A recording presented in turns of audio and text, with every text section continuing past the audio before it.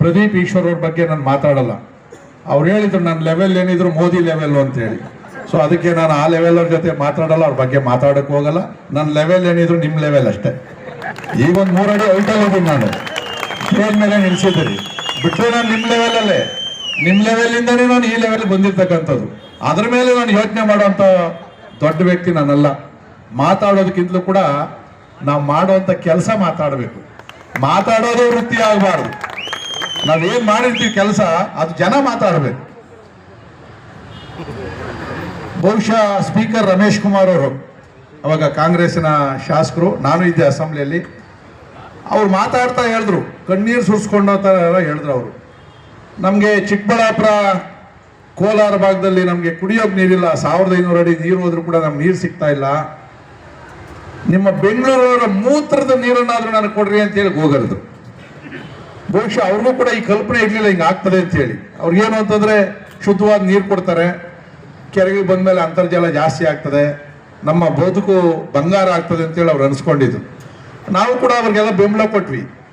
ಏನು ಈ ಬೆಂಗಳೂರು ನೀರ್ತಾನೆ ಫಿಲ್ಟರ್ ಮಾಡಿ ಕಳಿಸೋಣ ಅಂತೇಳಿ.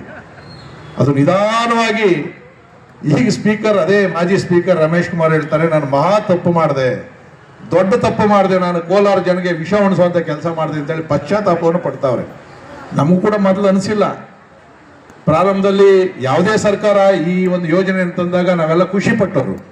ಯಾಕಂದ್ರೆ ನೀರನ್ನು ಶುದ್ಧೀಕರಿಸಿ ಮಾಡಿ ಕೆರೆಗೆ ಬಿಟ್ಟರೆ ಅಂತರ್ಜಲ ಏನೋ ಜಾಸ್ತಿ ಆಯಿತು, ಇಲ್ಲ ಅಂತ ನಾನು ಹೇಳ್ತಾ ಇಲ್ಲ.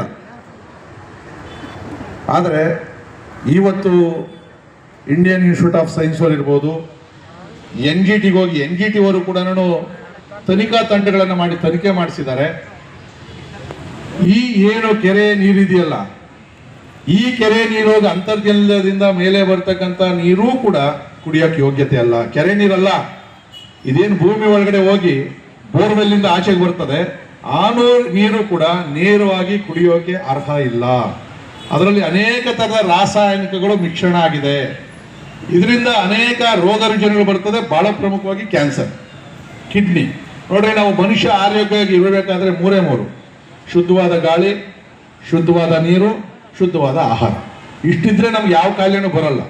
ವಯಸ್ಸಾದವ್ರು ಅವರೇ ಕೇಳಿ ನೋಡ್ರಿ, ಕೆರೆ ನೀರು ಕುಡಿತಾ ಇದ್ವಿ ನಾವೆಲ್ಲ ಕೂಡ. ದನ ಕರ ಮೇಯ್ಸಕ್ಕೆ ಹೋದಾಗ ಕೆರೆಯಲ್ಲಿ ಈಜು ಹೊಡಿತಾ ಇದ್ವಿ. ಒಂದ್ ಕಡೆ ದನ ನೀರು ಕುಡಿತಾ ಇದ್ರಿ, ಇನ್ನೊಂದ್ ಕಡೆ ನಾವು ಹಿಂಗಂದ್ಬಿಟ್ಟು ನೀರು ಕುಡಿತಾ ಇದ್ವಿ ಬಗ್ಸಲ್ಲಿ. ಯಾವ ಕಾಯಿಲೆನೂ ಬರ್ತಾ ಇರಲಿಲ್ಲ. ಕಟ್ಟು ಮುರ್ಕೊಂಡ್ರಾಗಿ ಬೆಳ್ಕೊಂಡು ಗೊಬ್ಬರ ಹಾಕೊಂಡು ಬೆಳ್ಕೊಳ್ತಾ ಇದ್ದಂತ 100 ವರ್ಷ ಬದುಕವ್ರಿ. ಇವತ್ತು ನಾವು ಬೆಳೀತಕ್ಕಂಥ ಎಲ್ಲ ಬೆಳೆಗಳಲ್ಲೂ ಕೂಡ ವಿಷ ಇದೆ ಅಂತೇಳಿ ಮೊನ್ನೆ ಅಸೆಂಬ್ಲಿಯಲ್ಲಿ ಕೂಡ JDSನ ಶಾಸಕ ಸಮೃದ್ಧಿ ಮಂಜುನಾಥ್ ಕೂಡ ಮಾತಾಡಿದ್ರು, ಕ್ವಶನ್ ಕೇಳಿದ್ರು. ಅದಾದ್ಮೇಲೆ ನಮ್ಮ ಡಾಕ್ಟರ್ ಅಶ್ವಥ್ ನಾರಾಯಣ ಅವರು ಕೂಡ ಆಹಾರದಲ್ಲಿ ಯಾವ ರೀತಿ ಲೆಡ್, ಸೀಸ, ಈ ಥರದ ಬೇರೆ ಬೇರೆ ರಾಸಾಯನಿಕಗಳಿದೆ ಅಂತೇಳಿ ವೈಜ್ಞಾನಿಕವಾಗಿ ಕೊಟ್ಟಿರ್ತಕ್ಕಂಥ ರಿಪೋರ್ಟ್ ಅನ್ನು ಕೂಡ ಇಟ್ಟರು. ಹಿಂದೆ ಚಂದ್ರಗುಪ್ತ ಚಾಣಕ್ಯನ ಕಾಲದಲ್ಲಿ ವಿಷಕನ್ಯರು ಅಂತೇಳಿ ಸೃಷ್ಟಿ ಮಾಡ್ತಾ ಇದ್ರು. ಮಗು ಆದಾಗಿಂದನೇ ಸ್ವಲ್ಪನೇ ವಿಷ ತಿನ್ನಿಸ್ತಾ ಇದ್ರು, ಸಾಯ್ತಾ ಇರಲಿಲ್ಲ. ಆದರೆ ನಿಧಾನವಾಗಿ ಅದು ಇಡೀ ಮೈ ವಿಷ ಆಗ್ತಾ ಇತ್ತು. ಆ ವಿಷಕನ್ಯರನ್ನ ಇನ್ನೊಬ್ಬ ರಾಜನ ಹತ್ರ ಕಳಿಸ್ತಾ ಇದ್ರು, ಯಾಕಂದ್ರೆ ರಾಜನನ್ನ ಹತ್ಯೆ ಮಾಡೋದಕ್ಕೆ. ನಾವು ಆ ಒಂದು ಸ್ಟೋರಿ ಕೇಳಿದ್ವಿ. ಇವತ್ತು ಚಿಕ್ಕಬಳ್ಳಾಪುರದಲ್ಲಿ ಬಹಳಷ್ಟು ಜನ ವಿಷಕನ್ಯರು ಅವರೇ.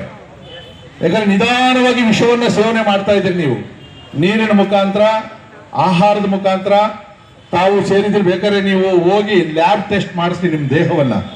ಮೊದಲಿದ್ದಕ್ಕೂ ಈಗ ಅಶುದ್ಧವಾದ ನೀರು ಕುಡಿಯೋದಕ್ಕೂ ಕೂಡ ಬಹಳಷ್ಟು ವ್ಯತ್ಯಾಸ ಆಗಿದೆ. ಅದು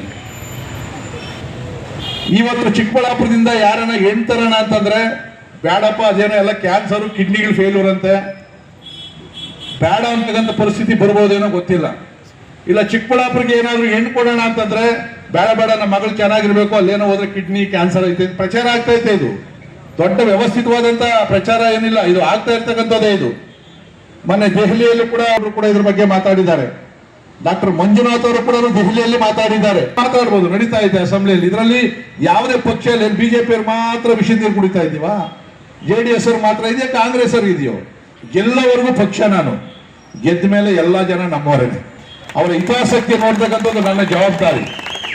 ನಾಳೆ ನಾವು ಒಳ್ಳೆ ಕೆಲಸ ಮಾಡಿದ್ವಿ ಅಂದ್ರೆ ನೀನು ಮನೆ ಬಾಗಿಲು ಹೋಗೋದೇ ಬೇಡ, ಅವರೇ ನಿನ್ನ ಹೆಗಲ ಮೇಲೆ ಎತ್ಕೊಂಡು ಗೆಲ್ಸ್ ಕಳಿಸ್ಬಿಡ್ತಾರೆ ಅದ್ರ ಕಡೆಗೆ. ಇವತ್ತು ಯಾವುದೇ ಪಕ್ಷ ನೋಡೋದು ಬೇಡ. ನಾನು ಮೊನ್ನೆ ಇದರಲ್ಲಿ 3, ಒಂದು ಕೋರಮಂಗಲ, ಚಳ್ಳಘಟ್ಟ, KC ವ್ಯಾಲಿ, ಚಿಕ್ಕಬಳ್ಳಾಪುರ ಕೊಟ್ಟೋಗೈತೆ.